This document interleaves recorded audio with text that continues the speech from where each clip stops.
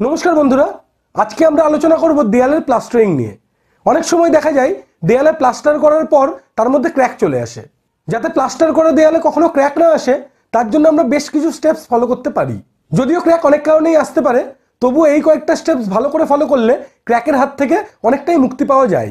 এই ভিডিওতে আমরা ডিটেইলে আলোচনা করব 5-6টি বেসিক স্টেপস যেগুলি প্রপার ওয়েতে সুপারভিশন করলেই আপনার বাড়ির দেওয়ালেও আর ক্র্যাক আসবে না।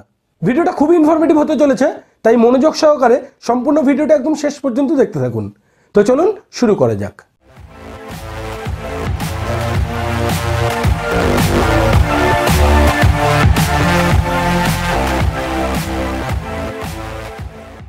সবার প্রথমে প্লাস্টার করার আগে যে দেওয়ালে প্লাস্টার করবেন সেটি খুব ভালো করে ভিজিয়ে নিতে হবে। মনে রাখবেন, দেওয়াল ভেজানোর ফলে তার গায়ে যে ময়লাগুলি থাকে সেগুলি ইজিলি রিমুভ হয়ে যায় এবং দেওয়াল ভেজানোর ফলে দেওয়ালের মধ্যে পর্যাপ্ত ময়েশ্চার থাকে। যদি দেওয়াল না ভেজানো হয় এবং প্লাস্টার ওয়ার্ক করেন তাহলে অধিকাংশ ক্ষেত্রেই মশলার জল দেওয়াল শুষে নিতে পারে এবং মশলাকে প্রায় শুকনো করে দিতে পারে, যার ফলে ক্র্যাক জেনারেট করতে পারে। তাই প্লাস্টার করার আগে দেওয়াল ভিজিয়ে নেওয়া অতি আবশ্যক। নেক্সট 2 নম্বরে হলো সিমেন্টের ঘোল বানিয়ে সেটিকে সমগ্র ওয়াল জুড়ে ছিটিয়ে নেওয়া। এক্ষেত্রে খেয়াল রাখবেন সিমেন্টের ঘোল যেন খুব পাতলা বা খুব মোটা না হয়। এমনভাবে সিমেন্টের ঘোল বানাবেন যেন সেটা দেওয়ালে দেওয়ার পর তার কালার সিমেন্টের মতোই দেখতে হয়। এটি করার ফলে দেওয়ালের সঙ্গে মশলার বন্ডিং খুব স্ট্রং হবে এবং মশলা খুব ইজিলি দেওয়ালের মধ্যে আটকাবে। শুধু খেয়াল রাখবেন যেন সিমেন্ট এবং জলের কনসিস্টেন্সি খুব বেশি বা খুব কম না হয়ে যায়। তো 2 নম্বর পয়েন্ট হলো সিমেন্টের ঘোল বানিয়ে সেটিকে প্রপার ওয়েতে দেওয়ালের মধ্যে ছিটিয়ে নেওয়া। যাই হোক, 3 নম্বর পয়েন্টটি খুব ইম্পর্টেন্ট। কনস্ট্রাকশন ওয়ার্ক চলাকালীন কিছু অসাধু কন্ট্রাক্টর মেটেরিয়াল বাঁচানোর চক্করে 1:8, 1:10 এই রেশিওতেও প্লাস্টার করতে পারেন। অর্থাৎ যেখানে সিমেন্টের ভাগ 1 এবং বালির ভাগ প্রায় 8 বা 10। মনে রাখবেন, কখনোই এমন প্লাস্টার অ্যালাউ করবেন না। 1:3 থেকে 1:6 এই রেশিওতে বিভিন্ন কন্ডিশন প্লাস্টার ওয়ার্ক করতে হবে। 1:6 এর বেশি রেশিওতে কখনোই প্লাস্টার করবেন না। এতে মেটেরিয়াল সামান্য বাঁচলেও ওভারঅল প্লাস্টারে ক্র্যাক আসতে পারে। তাই ক্র্যাক থেকে বাঁচতে সবসময় 1:3 থেকে 1:6 এই রেশিওতে মশলা ব্যবহার করবেন। নেক্সট যে পয়েন্টটি সেটি খুব ইম্পর্টেন্ট, সেটি হলো প্লাস্টার করার পূর্বে অবশ্যই বালি চালিয়ে নেবেন। বালি যতই ফাইন হোক না কেন তার মধ্যে কিছু অবান্তর পদার্থ যেমন কাঁকড়, পাথর ইত্যাদি প্রেজেন্ট থাকে, তাই বালি চালিয়ে নেওয়া অত্যাবশ্যক।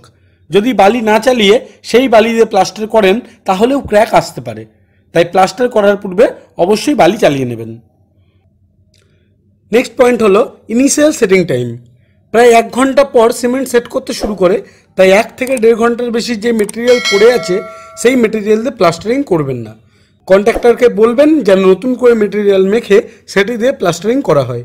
ম্যাক্সিমাম ক্ষেত্রে cement initial setting time reach করে গেলে অন্যান্য মশলার সাথে তার বন্ডিং খুব ভালো হয় না, ফলস্বরূপ দেওয়ালে ক্র্যাক আসতে পারে। এক্ষেত্রে আপনার কন্ট্রাক্টরকে বলবেন বারবার সিমেন্ট দিয়ে মশলা মেখে সেটি দিয়ে যেন প্লাস্টার করা হয়। নেক্সট হলো ওয়াটার সিমেন্ট রেশিও। আপনারা যারা অনেক দিন ধরে আমার ভিডিও দেখছেন তারা জানেন যে ওয়াটার সিমেন্ট রেশিওর সাথে স্ট্রেংথ ইনডাইরেক্টলি প্রপোর্শনাল। সিমেন্টের মধ্যে যত বেশি জল অ্যাড করবেন তার স্ট্রেংথ তত কমতে থাকবে, তাই ওয়াটার সিমেন্ট রেশিও মেনটেন করা খুব জরুরি। অনেক ক্ষেত্রেই লেবারে অনেক বেশি জল ব্যবহার করেন প্লাস্টারিংয়ের মশলায়। অনেক সময় মশলা সেট হয়ে গেলে জল দিয়ে ট্যাম্পার করেও সেটিকে ফিরিয়ে আনেন। মনে রাখবেন, ওয়াটার সিমেন্ট রেশিও খুবই ইম্পর্টেন্ট একটি ফ্যাক্টর। সিমেন্টে যত বেশি জল অ্যাড করবেন তার স্ট্রেংথ তত কমতে থাকবে, কিন্তু লেবাররা অনেক বেশি ওয়ার্কেবিলিটি পান বলে তারা ইচ্ছা মতো যত ইচ্ছা জল ব্যবহার করেন। এই বিষয়ে আপনাকে খুব সতর্ক থাকতে হবে, কারণ কন্ট্রাক্টর বা লেবার সেখানে থাকবেন না। টাকা পেয়ে গেলে তাদের দায়িত্ব শেষ, তখন আপনাকে সারা জীবন ওই প্লাস্টারে ক্র্যাক নিয়ে থাকতে হবে। তাই ওয়াটার সিমেন্ট রেশিও মেনটেন করার দায়িত্ব আপনার। নেক্সট এবং আজকের শেষ পয়েন্ট হলো কিওরিং। প্লাস্টারিং ওয়ার্ক সম্পূর্ণ হয়ে গেলে সেটিকে ভালো করে কিওরিং করতে হয়, অর্থাৎ জল দিয়ে ভেজাতে হবে। সিমেন্ট কিন্তু আলটিমেট স্ট্রেংথ ওই জল থেকেই পায়। যদি কিওরিং প্রপারভাবে না হয় তাহলেও প্লাস্টারে ক্র্যাক আসতে পারে। কম করে 7 দিন দেওয়ালে ভালো করে 2 বেলা জল দিন, যাতে কিওরিং প্রপার ওয়েতে হয়। যদি কন্ট্রাক্টর সাথে খেয়াল না রাখে তাহলে আপনাকে সেটি করতে হবে। মনে রাখবেন, সেখানে থাকতে হবে আপনাকেই। কন্ট্রাক্টর কাজ করে দিয়েই হাওয়া হয়ে যাবে, তাই প্রপার ওয়েতে যেন কিওরিং হয় সেটিও আপনাকে দেখতে হবে। তো বন্ধুরা, এতক্ষণ আপনারা জানলেন কি কি স্টেপস ফলো করলে প্লাস্টারের ক্র্যাক থেকে আপনি মুক্তি পেতে পারেন। প্লাস্টারিং করানোর সময় এই স্টেপসগুলো আপনাকে ফলো করতে হবে। যাই হোক, আশা করি ভিডিওটা আপনাদের উপকারে আসবে। ভিডিওটা যদি আপনার ভালো লেগে থাকে তাহলে ভিডিওটিতে অবশ্যই একটি লাইক করবেন।